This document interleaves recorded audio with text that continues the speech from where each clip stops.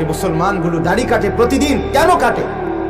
কে বলছে? পৃথিবীর, আমি আজকে পর্যন্ত শুনি নাই পৃথিবীর কোনো গবেষণায়, পৃথিবীর কোনো দার্শনিক, পৃথিবীর কোনো পণ্ডিত, পৃথিবীর কোনো বুদ্ধিজীবী, পৃথিবীর কোন অমুসলিম আজ পর্যন্ত বলে নাই দাড়ি শেভের মধ্যে সৌন্দর্য আছে, উপকারিতা আছে, কোন গুণাগুণ আছে।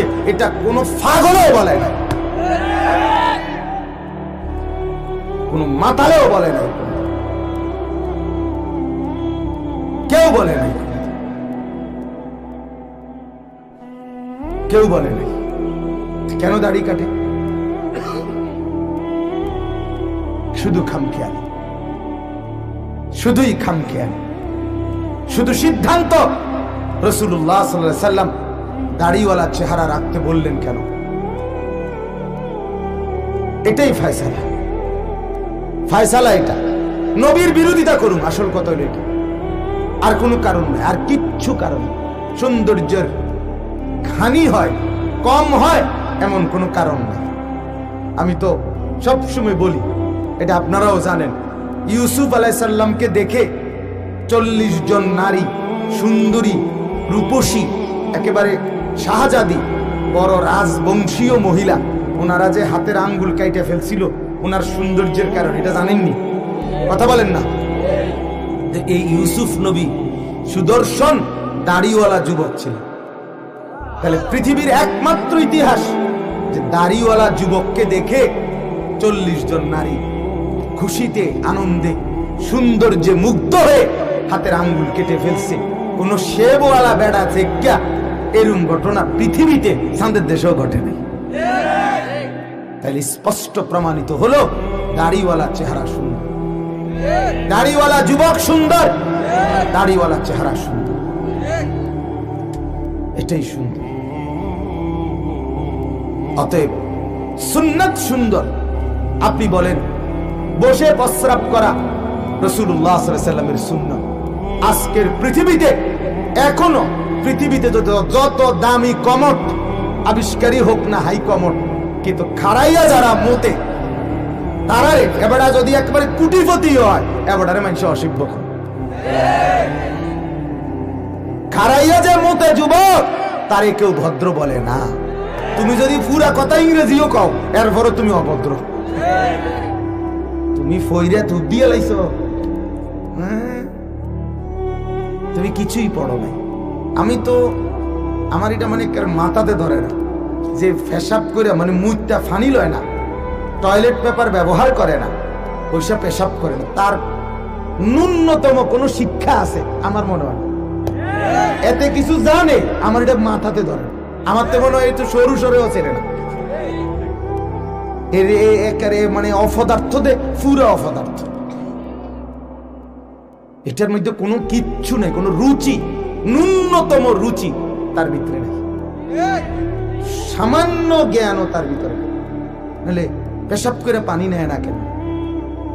পেশাব করে, এই পুরুষ মাত্রই প্রস্রাবের ফুটা, এটা তার সৃষ্টিগত। আপনি ডাক্তারকে জিজ্ঞেস করেন, পুরুষ মানেই একবারে প্রস্রাব শেষ হয় না, এটা তার পুরুষাঙ্গের সিস্টেমটাই আল্লাহ প্রদত্ত এভাবে, যেখান থেকে 2 ফোঁটা 3 ফোঁটা প্রস্রাব পরে পড়বে একটু পরে, যার কারণেই এই ঢিলা টয়লেট পেপার ব্যবহার করে একটু অপেক্ষা করা, যাতে বাকিটুকু নিঃশেষ হয়ে যায়।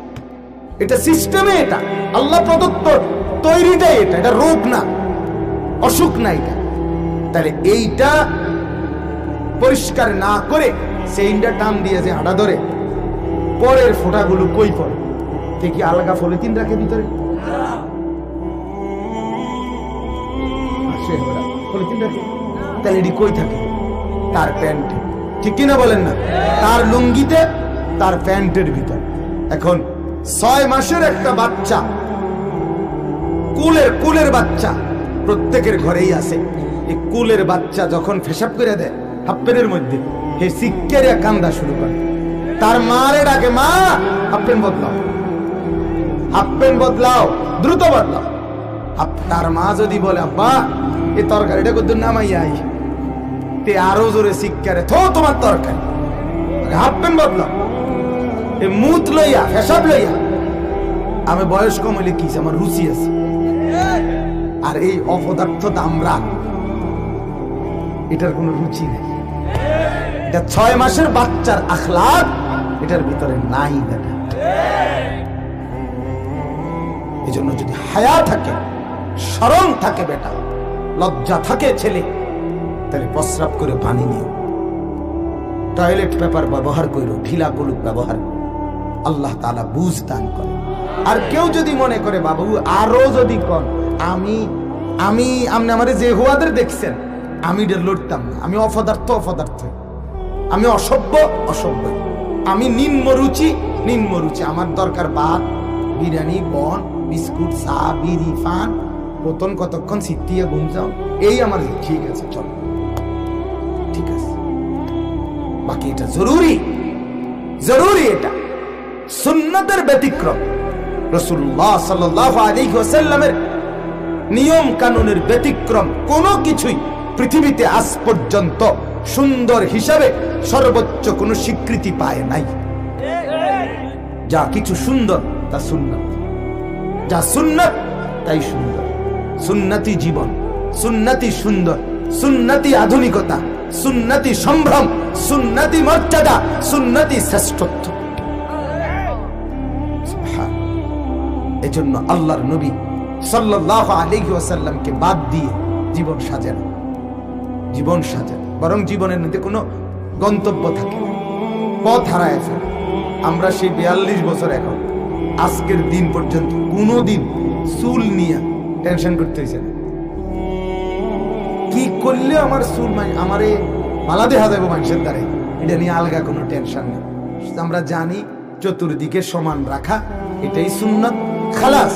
এবার গোটা পৃথিবী যদি কই ভালো লাগে তো বালা, গোটা পৃথিবী যদি কই ভালো লাগে না তো আমি কোনো আমারটাই বালা, তো টিফিসা দিয়ে দিই। কথা বুঝেন নাই? আমি দাড়ি কাটা নিয়ে আমার কোনো টেনশন নেই। আমি জানি আমার রসুলের সুন্নাত দাড়ি রাখা। এবার গোটা পৃথিবীও যদি কয় আপনারে ভালো লাগে তো আমি বালা, তুমি যদি সবাইও বলে আপনারে ভালো লাগে না তবুও আমি বলবো আমারটা ভালো, কারণ এটা সুন্নাত। এই জন্য সুন্নাত স্বস্তি দেয়, রসুলের তরিকা মানুষকে স্বস্তি দেয়, আর রসুলের বিরোধিতা মানুষকে অস্থির বানায় ফেলে। এতে নিজেই বুদ্ধা কুলায় না, একবার চুল এদিকে ফেলায়, একবার ওইদিকে ফেলায়, একবার ওইদিকে ফেলায়, ওই নিজেই বোঝে না ওরে কেমনে সুন্দর লাগে। বেকুব মানুষের তো সুন্দর লাগবে কেমনে?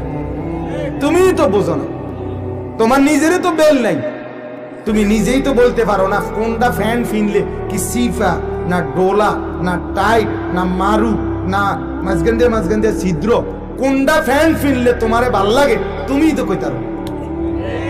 তুমিই তো মাসে 6 মাস এটারে 3 বার বদলাই এলাও, তো তাইলে তোমার নিজেরই বেল নেই, হোক বা নাই, মানুষে তোমারে কি ভালো করে বলে?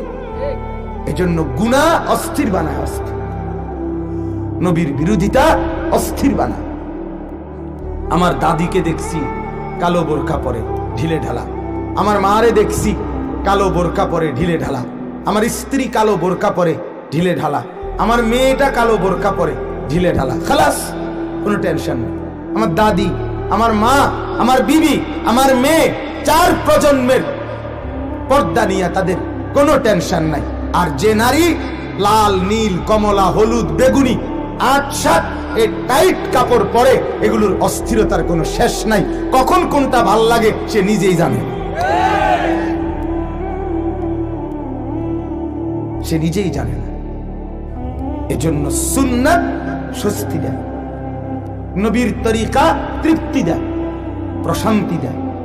রাসূলুল্লাহ সাল্লাল্লাহু আলাইহি সাল্লামের জিন্দেগি জীবনে সুখ আনে, গুনাহ সুন্নাতের বিরোধিতা সুখ দেয়, তৃপ্তি দেয়। এজন্য আপনারা প্রত্যেকেই এই কথা মেনে নেন, আল্লাহর কথা মেনে নেন। কোরআনে আল্লাহ বারবার এই কথা বলছে, আমার বান্দা আমার বন্ধুকে মানো, বন্ধুকে মানো। লাকাদ কানা লাকুম ফি রাসূলিল্লাহি উসওয়াতুন হাসানাহ ওয়া ইন্নাকা লাআলা খুলুকিন আযীম।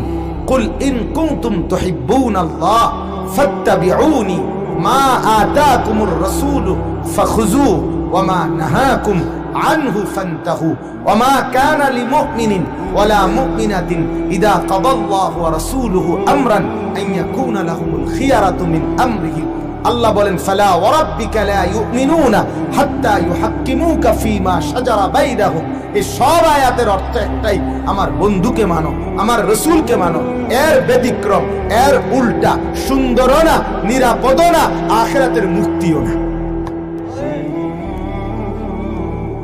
আল্লাহ নবী সাল্লাল্লাহু আলাইহি ওয়াসাল্লাম বলেন মান আকালা তাইয়িবান, যে খায় হালাল, ওয়া আমিলা ফি সুন্নতি, আমল করে সুন্নত মোতাবেক, ওয়া আমিনান নাসা বাওয়াইকাহু, মানুষকে কষ্ট দেওয়া থেকে নিরাপদ রাখে, দাখালাল জান্নাহ। নবী বলেন আমি বললাম সে জান্নাতে চলে গেল। এজন্য জীবন যার সুন্নতওয়ালা, নবীর তরিকাওয়ালা, তার ঠিকানা জান্নাত।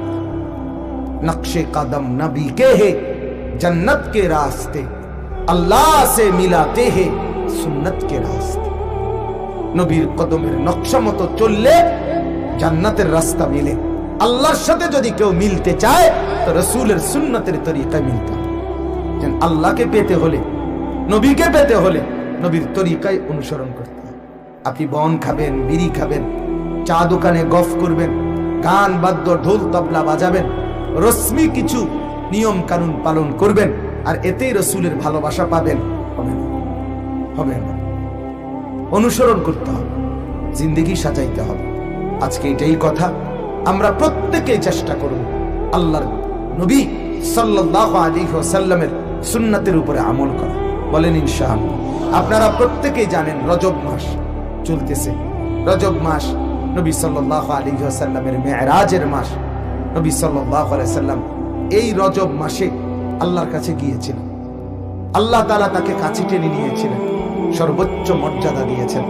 এত বড় মর্যাদা সম্পন্ন নবী আমার, এরপরও তাকে যদি আমার কাছে পছন্দ না হয় কাকে হবে?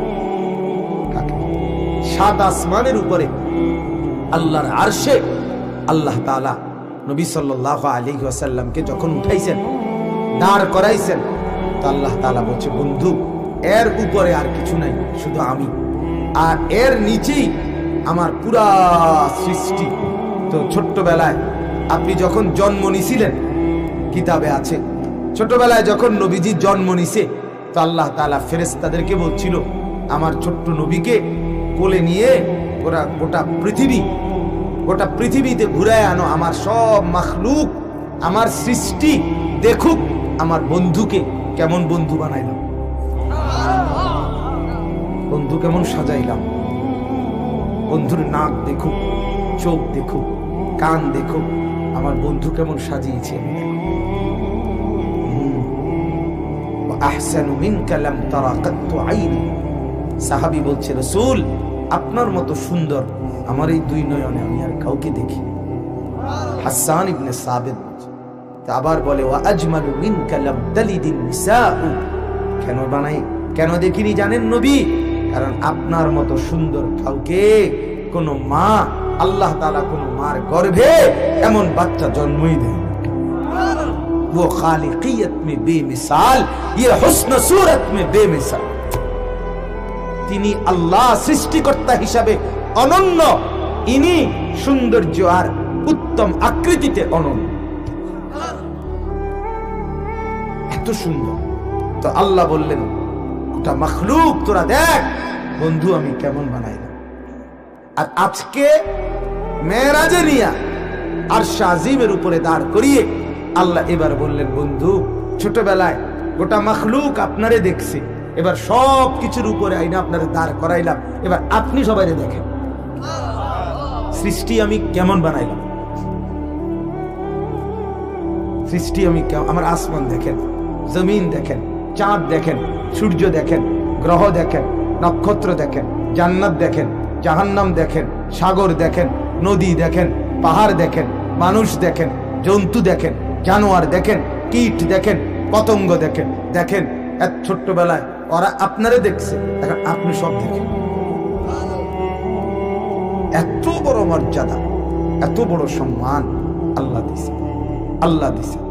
আল্লাহ তাআলা বুঝাইছেন বন্ধু সমস্ত মখলুকের উপরে আপনি আর আপনার উপরে আমি, আপনার কদমের নিচে গোটা সৃষ্টি।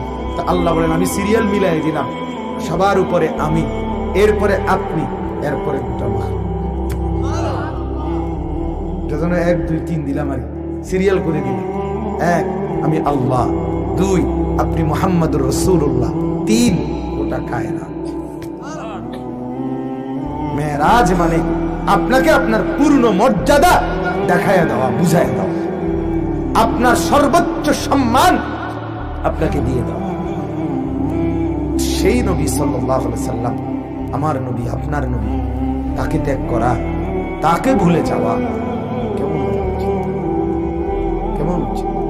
এজন্য দয়া করে আমরা প্রত্যেকে নিয়ত করি ইনশাআল্লাহ সুন্নাত মানব। বলেন ইনশাআল্লাহ। গুনাহ ছেড়ে দেন। ছেলেরা বাবা, আবারও অনুরোধ করছি, প্রতিদিন আমি বলি, নওজোয়ান গুনাহ ছেড়ে দেন। মুসলমানের চুল রাখো, এই চুল রাখো না, এগুলো মানুষের চুল না, মানুষের চুল না। বিশ্বাস করো বাবা, তুমি জিজ্ঞাসা করো, কমপক্ষে তোমার যদি একটা ন্যূনতম খোদায় কুদ্দুর বিবেক দিয়া থাকে, তুমি জিজ্ঞাসা করো এটি মানুষের চুল, এগুলা মানুষের চুল না, এগুলা আফ্রিকার জঙ্গলি জানোয়ারের চুল, বন্য জন্তুর চুল। এগুলো দেখেই হয়তো গবেষণা করছে যে আসলে মানুষ না বান্দর। এটা ওই বেটার টেনশন আসার কারণও হইতে পারে, এটা একটা কারণ। নাহলে হিতে কা জঙ্গলে গেল, বান্দরের কাছে কা গেল। আমার মনে হয় এরকম কিছু চুল দিয়ে কেমন অনেক লোক দিয়ে কেরম কেরম জানি, একটু বিষয়টা একটু ভালো করে যাচাই করা দরকার। এরপরে বান্দরের কাছে গিয়ে কইছে, ভাই সাহেব আমার একটু দেখেন, চিনেন বান্দরে দেখে চিন্তিত, আপনি তো আমরা লগে আসিলেন, কত আপনি হেনে গেলেন কেন? আমারও তো কথা, আমি তো আসিলাম আপনার লগে, আমারও এখানে নিল কেন? কোম্পানিগঞ্জ আনলো কেন? আমারে গুঞ্জর আনলো কে? আমি তো আসিলাম বান্দরের লগে। নাউজুবিল্লাহ।